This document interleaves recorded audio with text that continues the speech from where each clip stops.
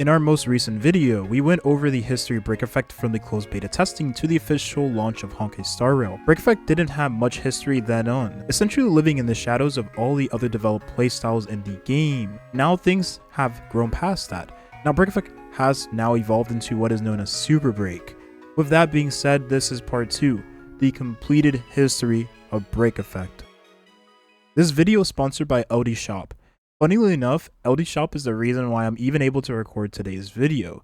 Yes, I'm poor, but that's okay, because LD Shop allows poor plebeians like me a discounted, competitive price top-up purchase for in-game Stellar Jades. These Stellar Jades are then used for me to obtain this silvered hair beauty featured in today's video. This process is very safe and simple. Tap on this picture March 7th, click which top-up amount you would like, enter in your server and UID, choose your preferred choice of payment, then momentarily you will receive your in-game Oneric shards to then convert to Stellar Jades. One of the cool features of using LD Shop is being able to obtain the first time Oneric shard bonus if you haven't topped up before. Lastly, if you do get Firefly, make sure to give her head pats, she deserves them. Check out the link in the description to get your discounted Stellar Jades. You will also receive a 5% off coupon you could use for both Honkai Star Rail and Genshin Impact. And thank you to LD Shop for sponsoring today's video. 2.0 has brought about a bunch of finished playstyles. Not only did we receive a completed dot composition, but also monoquantum. Soon after, we were to receive our defensive option, and then momentarily Harmony character, both completing the follow-up team.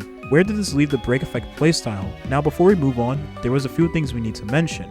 Gallagher, while releasing in the previous patch, didn't have any strong damage dealers to capitalize on his strong points as a defensive option for the break team. I mean, we did have XY, who was our strongest damage dealer at the time for the break team, but she was a 4-star, and she required a lot of investment because so, making the Break Effect team at the time feel bleak compared to what was already established in the meta. Gallagher, however, was to appear as a free 4-star that players were able to choose from, the 4-star selector in the major event of the patch.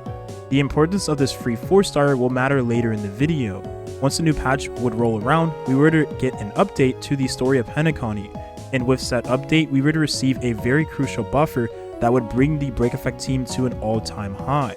The Harmony MC is able to be obtained by the player for free, so much like Gallagher being obtained, this was to make the playstyle more free-to-play friendly off the rip compared to some of the earlier ones.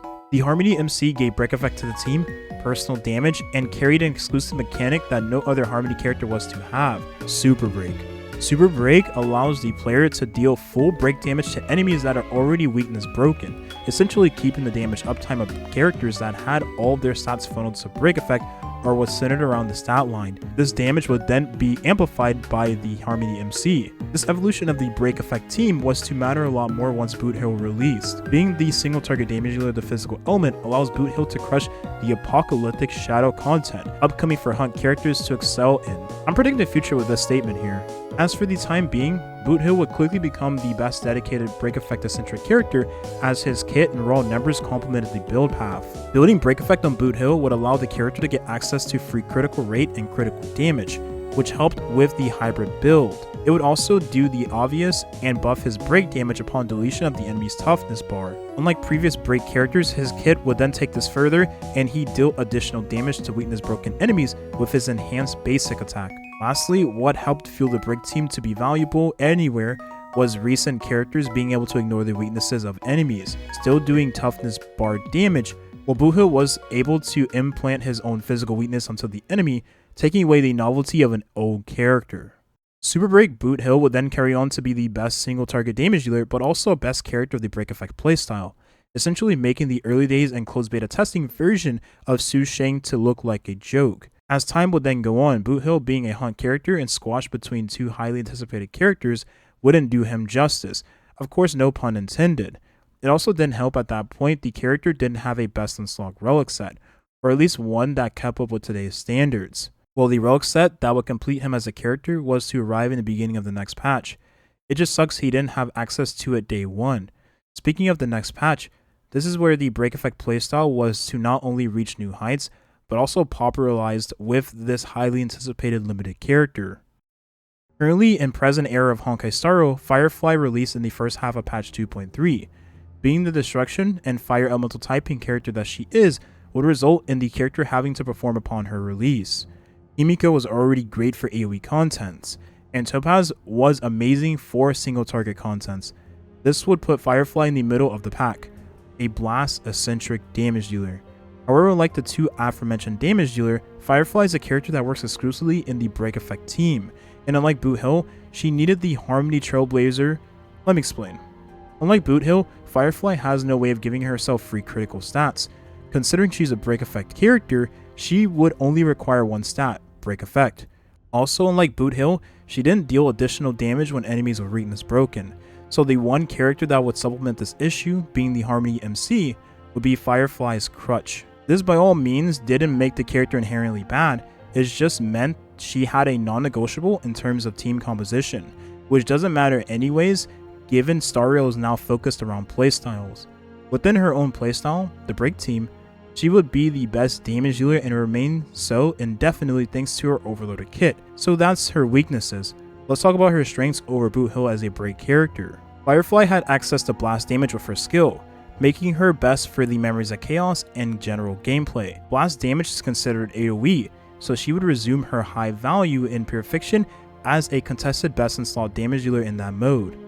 Firefly also puts a fire weakness onto the enemy, which allows her to always have the damage attribute and resistance ignore advantages, much like Boot Hill. Firefly also gave free speed upon usage of her ultimate with an additional turn, promoting a team comp not dependent on action forwarders and turn givers. If you thought Firefly wasn't already overloaded enough, contrary to Boot Hill, she would convert her own attack into break effect, which gives the character a more flexible and easier to achieve build.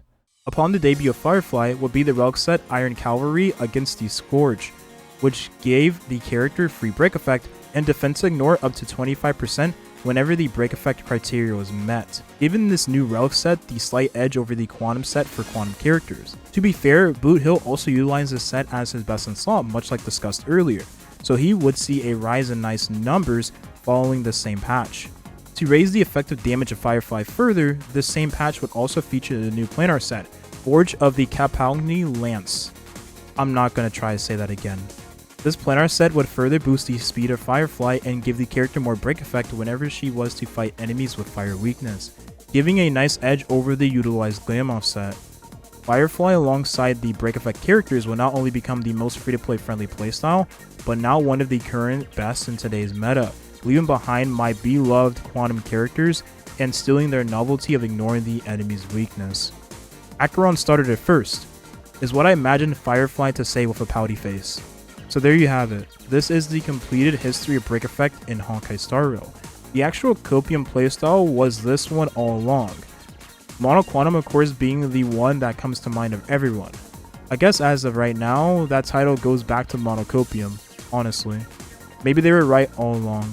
I don't know what I'm even doing with the script anymore. Thank you to LD Shop for sponsoring today's video. Thank you all for watching, and have a nice rest of your day.